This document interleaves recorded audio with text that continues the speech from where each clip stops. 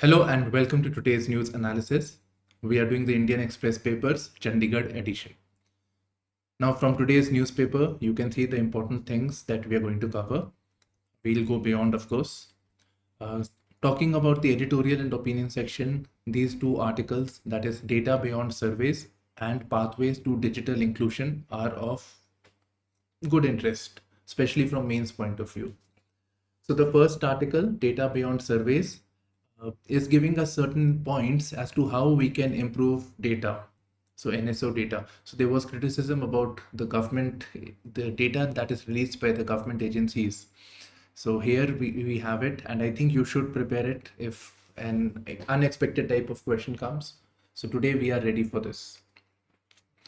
Second one is pathways to digital inclusion. Now, as you see the title itself, digital inclusion is a theme of great importance. The concerns associated with digital divide, right? So those things we can prepare. But the thing is that this article is not talking about digital inclusion overall. The main focus over here is digital public infrastructure. We are highly reputed India on this regard. We have the UPI, we have Jan Aadhaar Mobile, direct benefit transfer. So these things are there for which we are highly reputed. So the article's focus is how the digital public infrastructure can be made more inclusive. Right? So that is the focus. So we get one point on the digital public infrastructure, how it can be made more inclusive. And the second, we can always work on this. We can read extra on digital inclusion. Okay, so these two I was saying were important. Then Wajid Ali, so his 201 years birthday, right? So this is a very important personality, especially his contributions in the realm of art and culture. So we need to prepare on this, a short note for mains paper as well as for prelims. It will be helpful. So you can simply read on the Wikipedia. Then there was mention of Bhoj Patra. So that we will see in today's news. Now coming to the international page, today's newspaper starts with international. So in northwestern Pakistan, that is the Khyber Pakhtunkhwa province. So this is adjoining, so this is India, Pakistan. So somewhere here is Khyber Pakhtunkhwa province. So here there is a terror attack that has taken place, probably emanating from Taliban. Now with reference to the terror attacks, we are seeing that more terror attacks are taking place in Pakistan ever since we see the Taliban takeover of Afghanistan. So in August 2021, the Taliban government came in Afghanistan, actually with the help of Pakistan. But ever since this has happened, we see higher incidence of terror attacks. Okay. By the way, Pakistan was hoping that they will be able to create a deep state in Afghanistan by placing Taliban, which is friendly to Pakistan. That was the idea, but things have changed ever since. Coming to the Ukraine-Russia war, Dmitry Medvedev, he is the deputy chairperson of Russia Security Council. So he's saying, he's warning that Russia may use nukes, nuclear weapons, if Ukraine offensive is successful. So there is an imminent risk of Russia using nuclear weapons, and we don't want that. Okay. US President Biden has anyways been warning that someday this may happen. So we need to be prepared for this, prepared for it. Okay.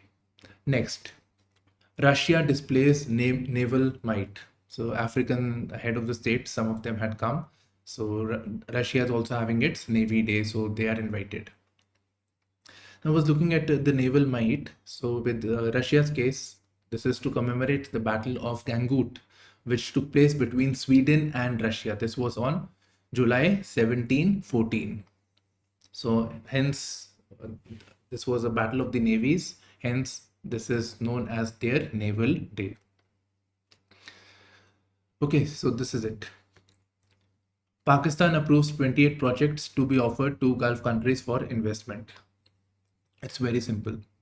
Pakistan does not have money. Pakistan is having balance of payment crisis. Therefore, Pakistan hopes that they can draw in money from rich countries. Gulf countries are very rich countries, so they can invest in Pakistan maybe for creation of infrastructure, etc. So Pakistan can get long-term capital in that regard. So that is the thing. So one, they are looking at bailout from the International Monetary Fund plus some other organizations, and this is the other approach. Next, West Africa threatens action on Niger coup leaders. French embassy attacked. Niger is, we know that there is a coup taking place, right? So was a president, there was a democratic government. Now there will be a military dictatorship. So Niger is in West Africa region, and actually in the Sahel region. I will show you on the map also the Sahel region. So West African countries through ECOWAS, and this is an organization known as Economic Community for West African States, and the other, this is a 15 nation grouping, and the other one is Economic Community for West African States. They have said that, see, if you do not, the coup leaders, if you do not restore the president, if you do not hand back the powers, return back the powers, then sanctions would be imposed. So economic cost will be imposed on you. So on Niger. So that is why it is there in the news. So here we have a term ECOWAS. ECOWAS is a 15 nation grouping, and the other one is Economic Community of West African States. So these two were in the news. Now, as I have previously also told you, you need to know about the West African nations. So you need to know about the West African nations over here. Let me open this map first. Yeah. So this is Niger. This is Nigeria. Niger is a landlocked country.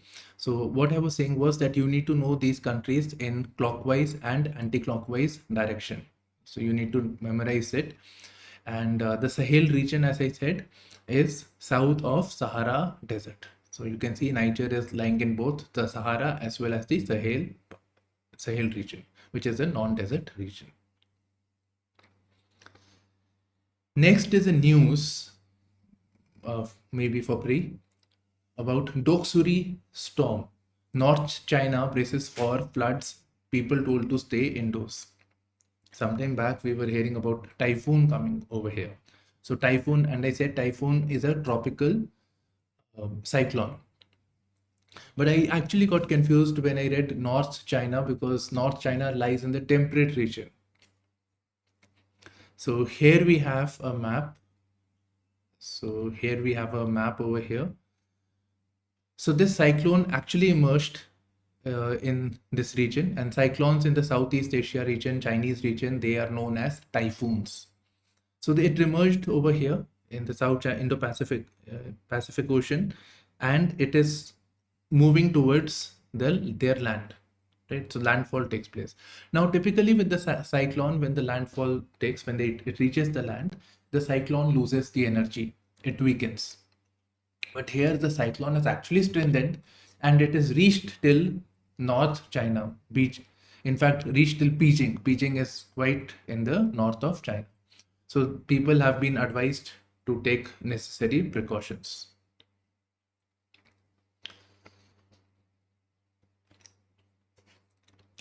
There is a mention of Nero, the Roman emperor. So he was the 1st century Roman emperor. Now, with reference to Nero, there is a criticism. There is this English phrase that Nero was fiddling when the Rome was burning. There was a massive fire in Rome, and Nero was probably playing violin. He was quiet. and he was waiting. So with the burnt up capital, he had an opportunity to rebuild a new capital altogether. So this is an allegation. We really don't know if it is true, but Nero is a famous king. A lot of mention is there in the contemporary world, and he is associated with the 1st century, sometime around this time period. By the way, who was the most famous Indian king at this time? Actually, not Indian king. This is Kanishk, same time period. Now coming to the next section. So Mondays we have the world section coming before. So that is the first page. So this news is there. Need consultations. Uniform Civil Code unlikely to be pushed before 2024 Lok Sabha elections. Okay. Now, first of all, you should obviously be prepared about the Uniform Civil Code. From GS2 point of view, you should have a definition ready. Right? So here we have the Uniform Civil Code from ChatGPT. So you can see. So it is a set of secular civil laws that govern all people irrespective of religion, caste, and tribe. And this code, the proposed Uniform Civil Code, obviously cannot have all the things, but it will have things like marriage, divorce, maintenance, inheritance, adoption, and succession of property. So this is the Uniform Civil Code. Okay. Now, Uniform Civil Code was provided for in the Directive Principles of State Policy, Article 44. So the idea is it should be actually implemented. Okay. So this is a long-standing thing. Okay. Now, in this regard, the government appointed law commission. So there are 2 law commissions. So present one is known as the 22nd Law Commission, had issued a consultation paper. So this 22nd Law Commission is headed by Judge, former High Court Judge Ritu Raj Avasthi. Right. So it was saying that we need to have consultation on the Uniform Civil Code. And previously also, sometime in 2018, there was a law commission known as 21st Law Commission. It was Balbir Singh Chauhan. They said that Uniform Civil Code is not desirable. Rather, what we can do is that all these religions which have personal laws, all Hindu, Muslim, Sikh, all these religions, their personal laws can be modified individually to address for injustices that are there, especially from the gender perspective. So that was what Balbir Singh Chauhan Committee or the 21st Law Commission had said. Now here, what it is saying is that it is unlikely to be pushed before 2024 elections because there are going to be disagreements. Okay, so the basic ones are mentioned in page number 4. So these are concerns associated with the northeastern states. So Northeast has tribal communities especially, and they have special exemptions. So these are provided for Article 371. So 371A, B, C, D, like that articles are there. 371A is for Nagaland. Likewise, tribals in different communities, different areas of the other parts of the country, they are also going to be concerned, because saying that you will have a common set of personal laws shall apply to all, this will also affect the tribals, and tribals are highly sensitive to this. In fact, minorities also. So Muslims and other minority communities may also not like it. So we need to have more consultations on the same. It should not be hastened. Next article, I've done some extra research here. Government cuts farm airtime. So Doordarshan, the channel, so it has cut farm airtime. So Kisan Ki Baat, Kisan Vani. So there'll be 3 days a week. Earlier it used to be 6 or 7 days a week. So it is saying, the government is saying we are rationalizing it. Okay.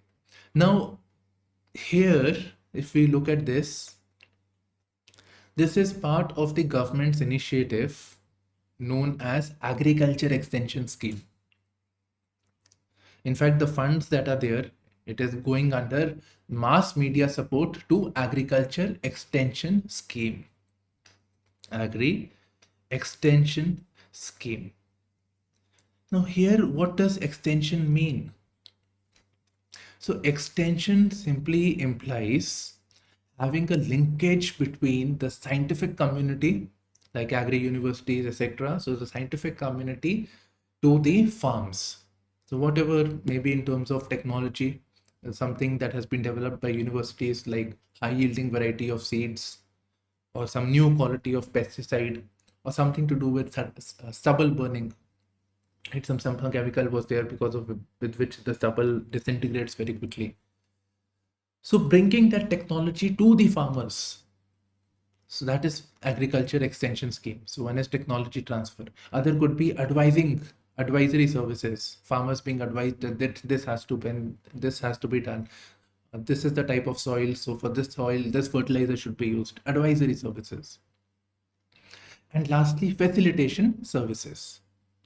So these are basically the agriculture extension services. It is basically the linkage between the scientific community to the farmers. So these are the schemes of the government with reference to the extension services.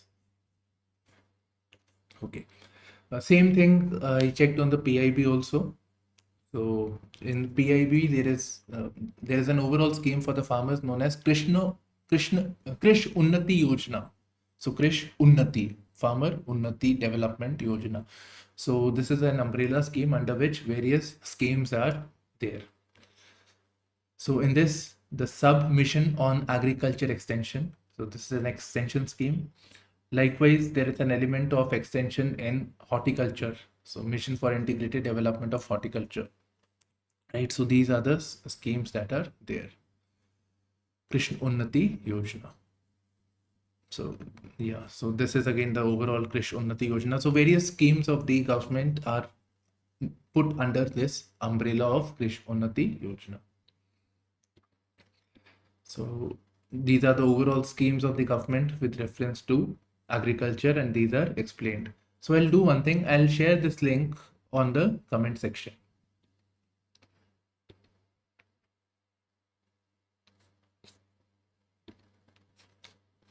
Moving on, there is a mention of Asian Games, right? Not going into the story of Ashish Lemay, who was riding Tongawala horse to this horse race, but we're interested in Asian Games. Briefly, we should know these days questions on sports are also asked. Okay, so Asian Games are organized every 4 years. So we are going to have Asian Games. So it is mentioned as Asian Games 2022, but it is yet to take place. So Hangzhou, China, it will take place. And after that, so after 2022, 2026, it will be taking place in Nagoya, in Japan. Now from Nagoya, something comes to mind. Nagoya Protocol. And these are associated with environment. So what is Nagoya Protocol associated with? So Nagoya Protocol is associated, it's one of the conventions associated with biodiversity, and it provides for access to genetic resources and fair and equitable sharing of benefits arising from their utilization. And US is not a signatory to this. So this is Nagoya Protocol. Now the part where we skip news. Okay. Shahid Singh, there is an advertisement over here from the government, and 84th Martyrdom Day. Now here very briefly about Shahid Singh. So he assassinated Michael O'Dyer, who was the Lieutenant Governor of Punjab. So he assassinated him. He went to England. He assassinated him. Now, Michael O'Dyer was the brother of General Renigal Dyer, who was responsible for the shootings which took place in the Jallianwala Bagh Park. Okay, so this is it. General Renigal Dyer, and other one is Michael O'Dyer. Normally they are confused. Okay, so domestic help booked for drugging Advocate General's family. Now we're interested, although this should concern anybody, but Advocate General. So who's an Advocate General? Advocate General is the senior most law officer in the state.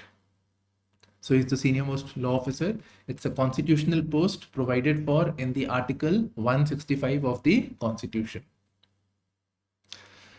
Okay. Next, gastrointestinal diseases in monsoons. So some advisory has come from the experts. Now, briefly, what causes this gastrointestinal disease is something that is interesting me from exam point of view. So one is Salmonella, E. coli, Campylobacter, and Vibrio cholera. So cholera is caused by this bacteria. So these are the bacteria, and obviously these are there in the news also. So we should be more aware of this. And also last one which was not mentioned in the first instance is leptospirosis. Right, okay.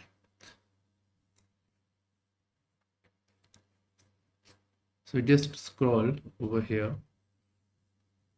17 youths released from Tripoli jail in Libya.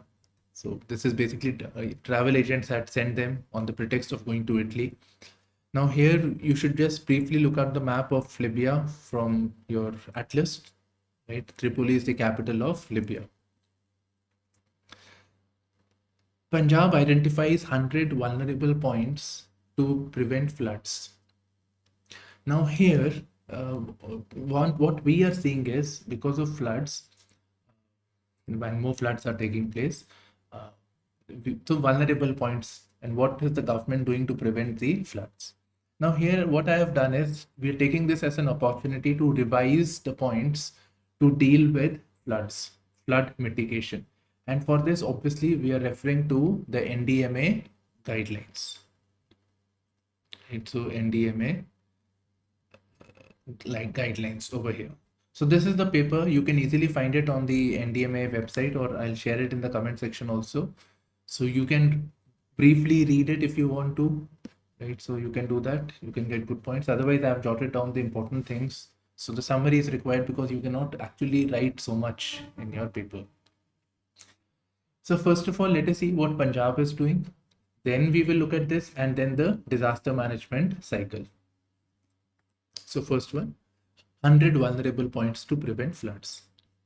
So what is this? So it has identified Dusi bunds. These are basically earthen bunds like this, right? So earthen is mud and bund. So because of the floods, what has happened is these bunds have got eroded, and therefore these are opened. These bunds are used to contain water, but these are eroded. These, this brown thing that you can see. So this block has been eroded and it is allowing the flow of water. So water is not getting contained. So the sea bunds have to be improved upon. They have to be reconstructed. Then blockages in water channels. So they are rivulets, there are traditional water paths. So these are blocked. These should be addressed. Then there are drainages. So the rain that happens, it should drain, right? So that path has to be cleared. So rain drains. So normal paths are there, but it's normally empty. But when rain takes place, the water flows through them. So that has to be restored. Now coming to the flood management, the initiatives. So first of all, we need to do hazard mapping.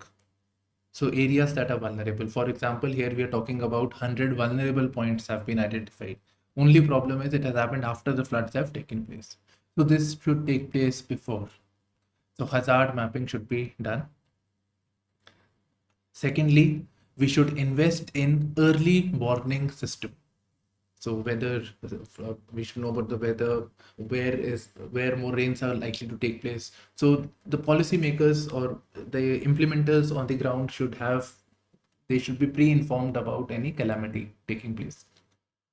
Now for EWS, we have Doppler radars.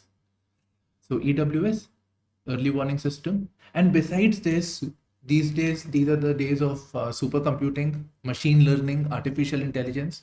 So based on that, we should have data, a lot of data. So data simulation, data to be used for simulating what is the type of flood, where the water is going to be distributed.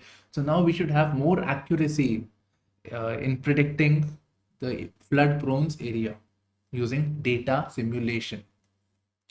Now here you can use fancy words like data, of course, machine learning, big data, supercomputing to be used. So these are basically preventive measures, preventive and planning stage measures.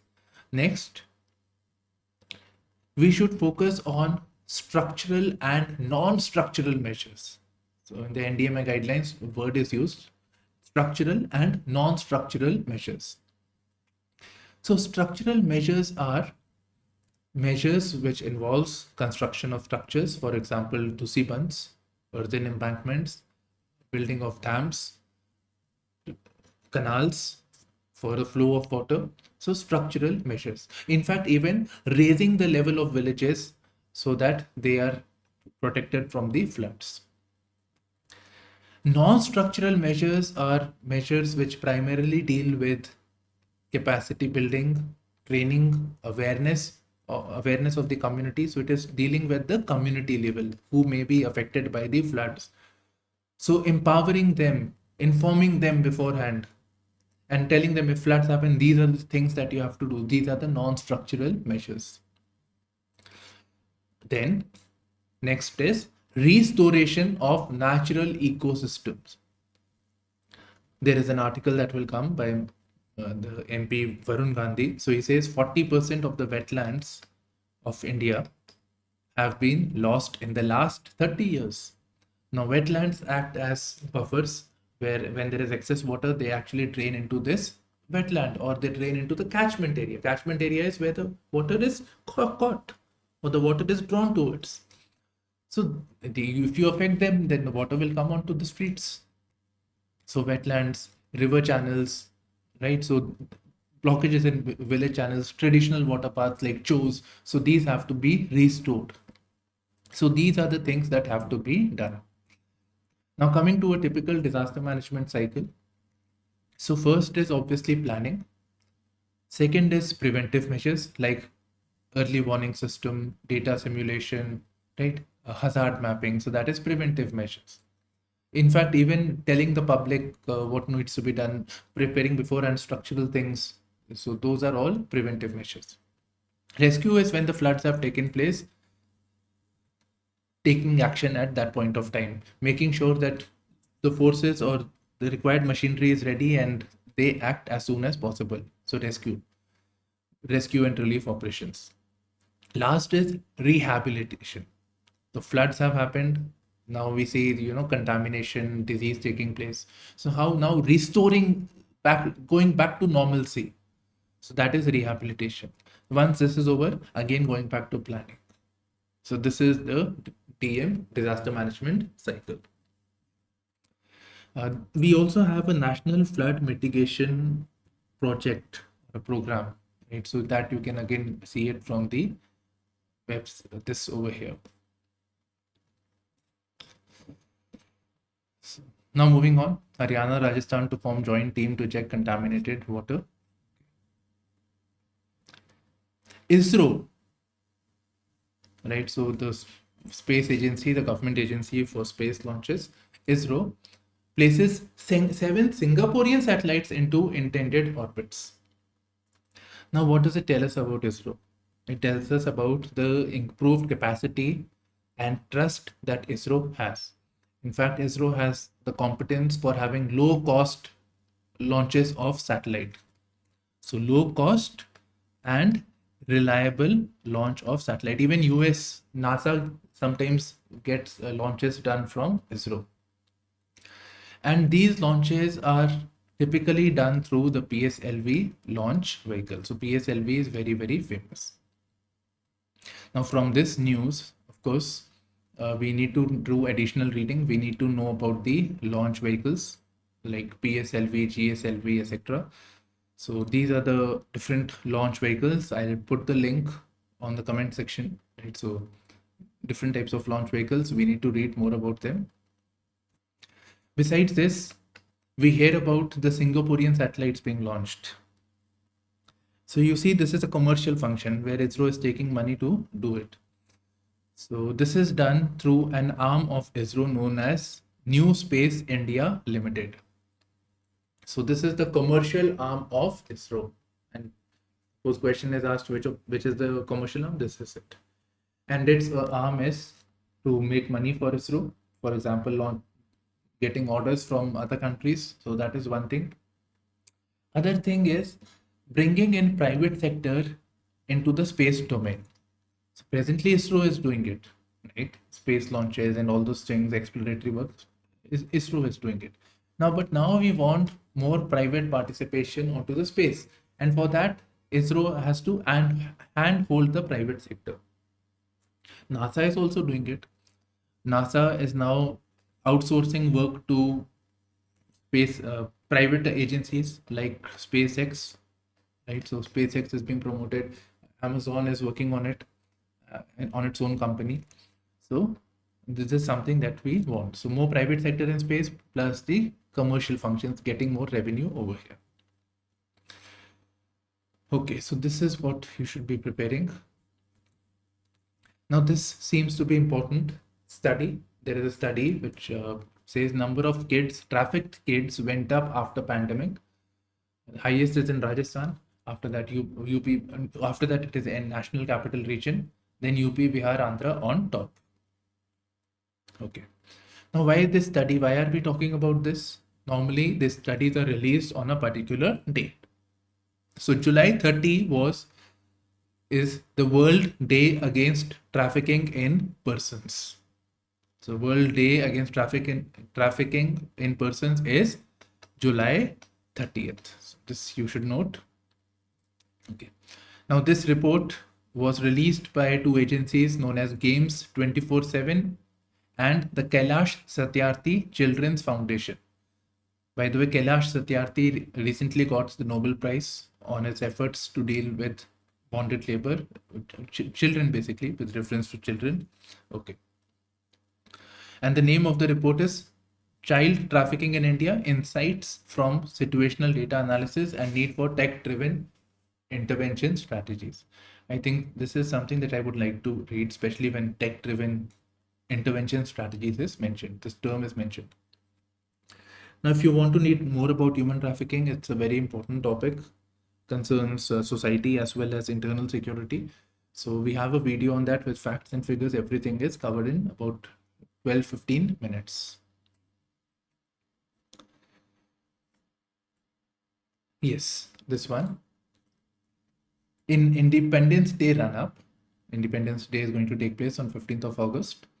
Prime Minister Modi launches campaign to honor martyrs and other things. So we'll see all of them.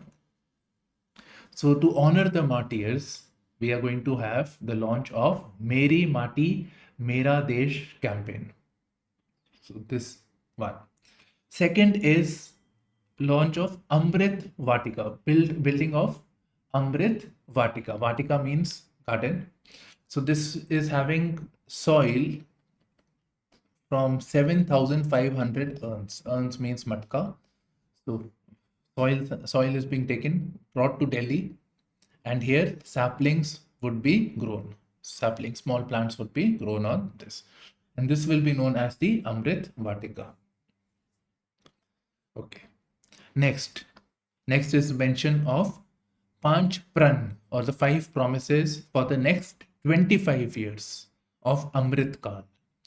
So what is Amrit Kal now? So Amrit Kal is the time from 2022 to 2047. So 100 years of our independence. So where we want, the goal of where we want to be in the next 100 years. So this period is the golden period known as the Amrit Kal. So here Prime Minister has asked us for the 5 prans or 5 promises. Now what are these 5 promises? The 5 promises are that we will have a developed India. Then freedom from the idea of servility. Servility means that we are inferior, we are junior, right? So servility. So we have had a colonial mindset. The British were ruling over us. So somewhere we have that mindset that the white Westerners are more developed, they're more advanced, they're superior to us. So that needs to be corrected. For that, new education policy, national education policy had come up, which will instill pride in us. The next is we should have pride in our heritage, pride in our culture. Then it is unity and solidarity, which may includes respecting of women, respect for workers, respect for others, and fulfilling one's duty. Citizens have their duty and they should be dutiful towards the country. They should be dutiful towards the progress of the country. Now, I thought Panch Pran cannot be so simple. So when you Google Panch Pran is something more than this. So this is the Panch Pran, and Panch Pran indicates the physiology of the human being. Right? So Panch Pran responsible for the entire physiology of the human system. And yeah. So these are involved in assimilation, distribution, and managing of energy. So the human body has been defined as such. So I think you can read for yourself. The top part is Udan, second is Pran, Saman, Vyana, and Apana. Right. So these are the 5 Pran.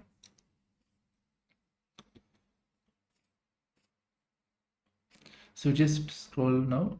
World's largest museum to be there in India, which will have heritage of last 5,000 years of history that we have in one place. It will have 950 rooms. So it will be on the rise in a hill. Now coming to the editorial page. So yes. So first one, let's do this. Riding on hope. Until Beijing restores peace and tranquility on the border, skepticism should color India's expectations of China. I think this is very simple to understand.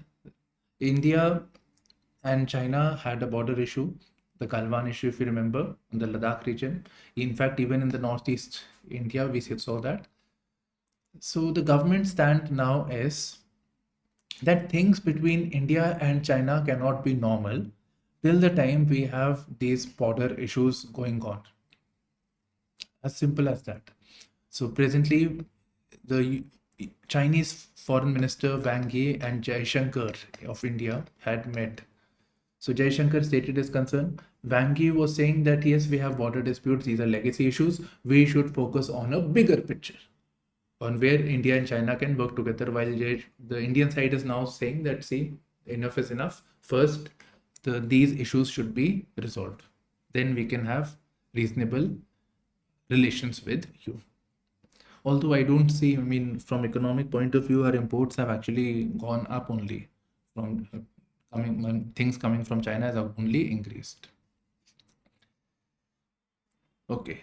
Next, now the big one. Data beyond surveys. Now this article concerns firstly, this advisor to the PM. So they said that the data that the government agencies release, particularly the National Statistical Organization, is flawed. It is flawed. It is not correctly showcasing the achievements of the government. Government has done a lot of good work in the last years, but the NSO data is not reflecting because there are issues in the way data is collected, there are problems in sampling, and there are apparent biases in filling of data. Right. So the NSO data is not correct. So we need to rectify this. So buttress this point, she also said that we have several agencies which release data, several types of data. You will find inconsistencies on those data, which reflects the concerns associated with quality of data. Further, according to the data, the rural population is much more than what it actually is. And that also spoils the government's report card because, your marks, what marks you get is based on the denominator. 4 upon 10 is better than 4 upon 100. Okay, so this is what the government has been saying. Then we had series of articles coming from people, statisticians, who said that this is the government's way of putting the blame on data rather than its governance. Anyways, I think these issues should be taken seriously from exam point of view. So we have today I've jotted down the important points. You just have to elaborate now. So what are the issues with data? So one is about the quality of data.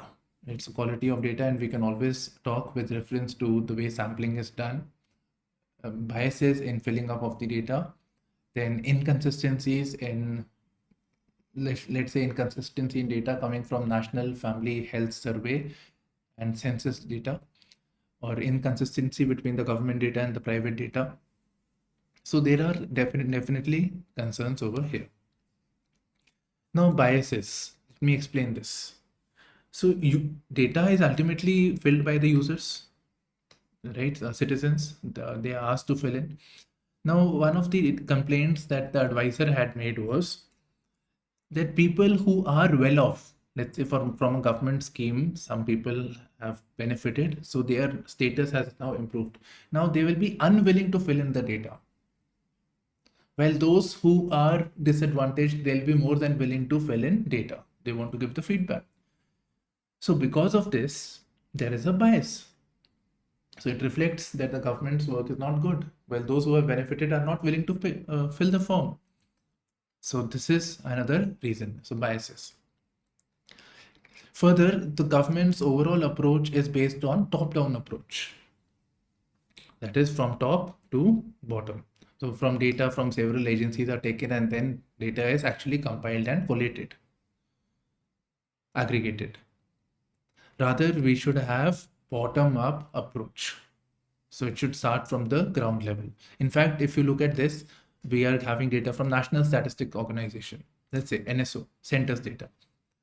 We should have data actually which is coming from the states, from the local bodies. They should be providing the data, they should be doing the research work on its own, and then the data should be combined and collated. Okay, so top-down approach is preferred. Then it is obviously costly and time consuming. In fact, the data is released after a very, very long interval of time. Today, one of the most reliable data is of census, and census comes every 10 years. So now we have census 2011 data we are using while we are in 2023. So up till now, the data has actually not been released. And this is a long window of time. In fact, 2 governments can change in this time period if everything goes well. Then the data is not accessible. So these are certain issues with the data. Now what can be done? So first thing is there should be digitization, right? So digitization should take place. It should be digitized and it should be made accessible. So that is the first thing. You see, data beyond surveys. So getting more data beyond the surveys done by the government. So first is digitize. Second is using data or geotagging data. So using geospatial technology plus taking data from crowdsourced data. It's very simple. Data taken from the crowdsourced data. So these should be used to augment the data that the government has. Right? So tagging of data. I can give you one example of geotagging. It is with reference to a scheme of the government known as Narega. So Narega, when the surveys are done, so surveys are ultimately done on the Bhuvan app, which is developed by ISRO. And in that, the photograph, the coordinates, etc. are also stored. So the government has data with greater clarity. So geospatial. So this was just one example of this. Then, in today's age of big data, when there is so much of data, advanced computing abilities, and data is coming from various sources like buying and selling, making transactions on UPI. So use of all this data from different places, analyzing them, it's this big data.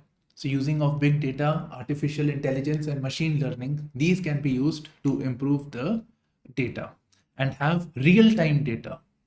So we should not be waiting for 10 years. Maybe we can have it on daily basis or maybe weekly basis. So that can be achieved. So we can have more dynamic approach to data. So presently it is very static. which is a very long process, we can have dynamic approach to data where we can have more real-time like situation. Then we can always learn from international best practices. There are others who have implemented big data AI into data in the surveys. So we can learn from the international best practices. Then there is a mention of Dholakia Committee report. So Dholakia Committee report 2020. Now, one of the key points it is mentioned is that capacity of the state government should be improved. Capacity of the state government with reference to collection of data, and this needs to be improved so that we can have a bottom-up approach to data collection. Further, we need to have inter-agency coordination. Right, so these are the steps that are mentioned. So I think these are more than enough to get marks in the exam. You just have to elaborate them. That's all. So you can take a screenshot. In fact, I have posted it on my Instagram page also, IASPrimers. So cross-promoting my channel. Okay. So the actually main purpose is that it also provides me things in one place. So you can also refer to it. Okay, next article, stabilize prices, very short. So across the world, there is inflation, not just in India, in other parts. In fact, in other countries, it is much, much more. Argentina was having about 20% inflation. It was there in news, although not in today's editorial. Today's editorial is basically telling us about developed countries. So it is telling us about US, where inflation is high. So for that purpose, their Federal Reserve Bank. For India, we have the RBI. In US, we have the Federal Reserve Bank. So they increased the interest rates by 25 basis points or 0.25% to deal with inflation.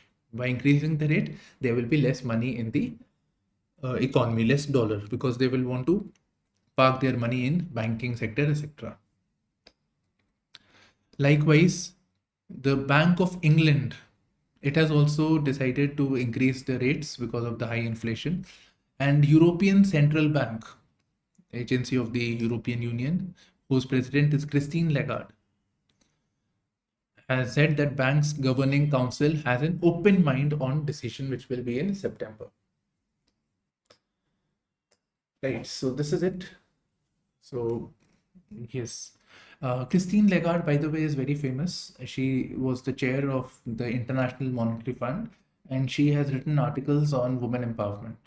So you can refer to her, you can quote her when it comes to women empowerment. In fact, there are 3 L's of women empowerment according to Christine Lagarde. So one is learning, second is labor, third is leadership. Smart ideas for big cities. Here, I was hoping to get more actually. This article is mainly talking about floods. Right, so the main article is on floods. The points I've already shared. The issues are basically the same. In fact, here again, if you want, you can refer to the NDMA guidelines on urban floods.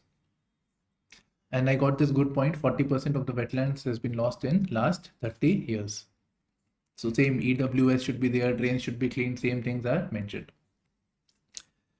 Now we can build on this topic. Big cities, what other issues they have? With this, we can look at it, right? So obviously one is with reference to drain. Other is shortage of water. Water scarcity is there. So that is an issue. Then we can talk about traffic congestion, inadequacy of housing, right? So these are certain issues. Then the city is becoming concrete jungles. Then cities having gated communities. So these are certain things associated with big cities which can be individually prepared. Now talking about congestion, these days there is an approach known as transit oriented development.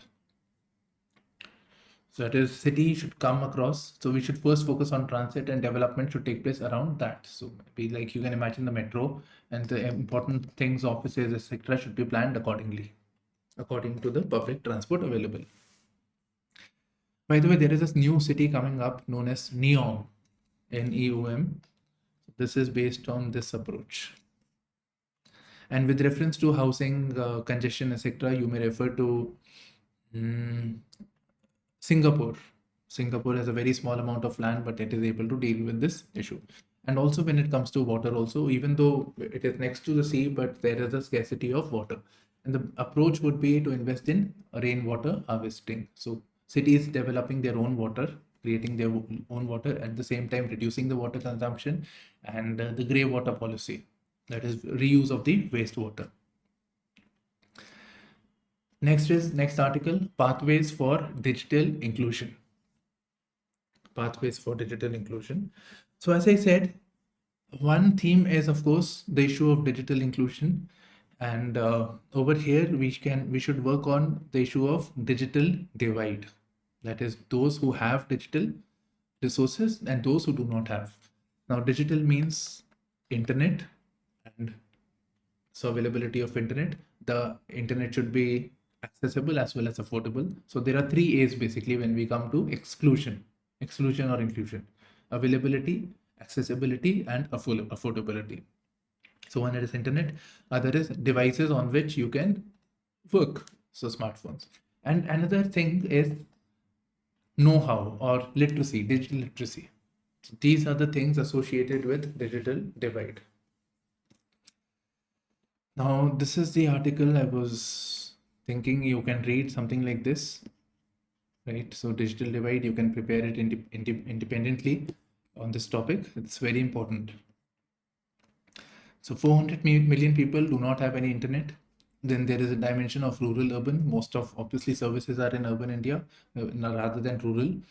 You go to the highways, you will notice your things will stop working. Okay. Then smartphone data affordability. So these are certain issues mentioned. Now coming to the main theme of this article, pathways of digital inclusion, which is on digital public infrastructure. By the way, digital public infrastructure is in news quite a lot, and India is highly reputed. There are other countries, including developed nations like France, etc., which wants to learn about the digital public infrastructure. They want to learn about the best practices from India. Now moving on. What is digital public infrastructure? Public infrastructure in digital form. So we have this digital public infrastructure is also known as India Stack, and some of the things are mentioned. So one is Jan Aadhaar Mobile Trinity. So Jan Aadhaar Mobile Trinity is basically associated with direct benefit transfer, subsidy going in directly into the bank accounts. So for that, there has to be, people should have their accounts. So Jan Dhan accounts, Aadhaar, which provides unique identity, and mobile phone for mobile banking. So direct benefit transfer via Jan Aadhaar Mobile Trinity. UPI, we all know, Unified Payment Interface for payments. It has made payments very easy. From cash, we have moved to this. Then we have Open Network for Digital Commerce. Then for healthcare sector, Ayushman Bharat Digital Health Mission. Right, so digitizing the healthcare domain. So that is it. Then Agri Stack, with reference to agriculture and IT, information technology. So these are some of the things associated with digital public infrastructure, which is also known as the India Stack. It is part of India's digital economy. By the way, our goal is to develop digital economy to $1 trillion economy. Digital economy, which will be 20% of India's digital economy, 20% of India's overall economy. So what the author is saying is that DPI should be made digital inclusive. These things should be, more people should be brought into this. So for this, she's saying we must prioritize user-centric design. Things should be user-friendly. So that is the first point. Second is All of this will have a regulatory framework which supervises, which makes laws, etc. So this regulatory framework, in this, inclusivity should be an important pillar. Whatever you're doing, you should be focusing on the inclusivity as well. Third point, proactively develop use case tailored to the needs of the citizens. Proactively develop use case. For example, for MSMEs, we can identify MSME, okay? So for them, what do they need? They need credit, they need whatever services are required, these should be provided in things that they want, in the format they wish. And lastly, offline channel. There are still a lot of people who do not have online facilities. So for them, offline channel should be there. So that they can work through the offline channel. And the offline channel can also handhold them to move towards digital world. So these are the important things. Now over here, I was reading and I thought a lot. Point number 1 and point number 3 seem to be very, very similar. User-centric design and having a use case tailored to their needs sounds very similar to me.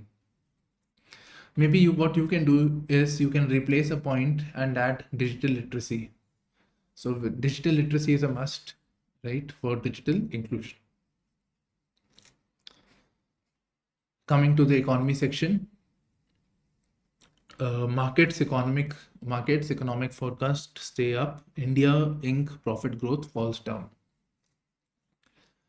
Fine. So I think simple and nothing here to read in this. Markets are good. Economic forecast is good. GDPs will grow up. IMF said 6.4%. But the profits of these companies have come down. Recently, Q1 results were announced.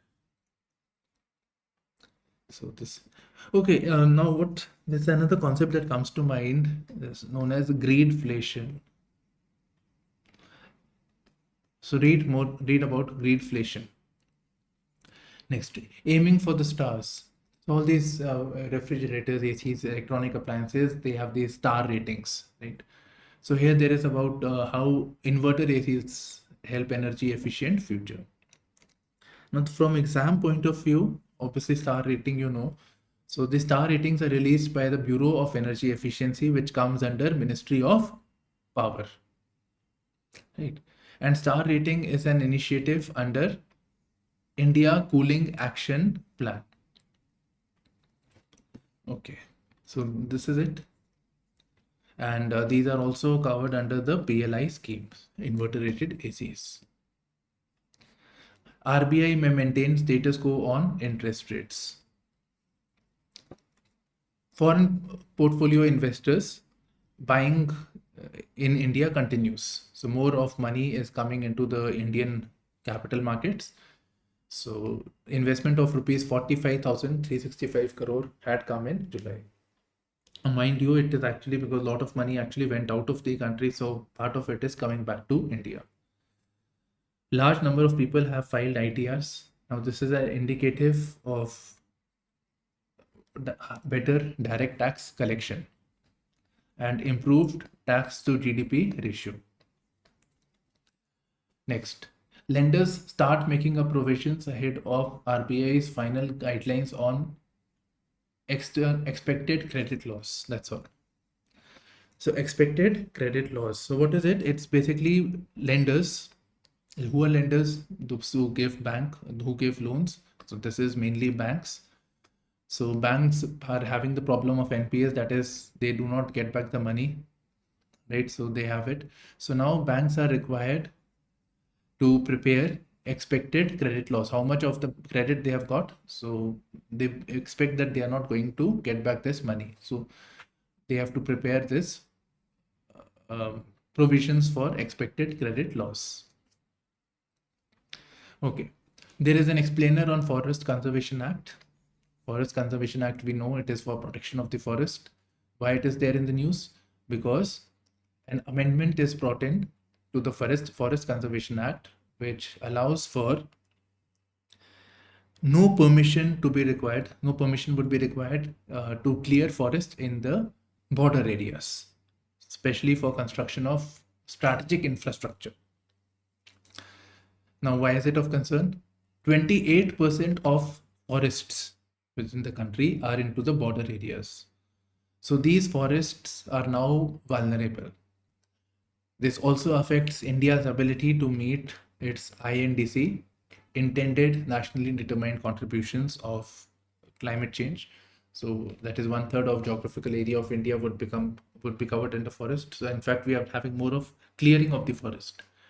Now, again, here one thing I want to clarify: it doesn't mean clearing of 28%, but those areas can be easily cleared.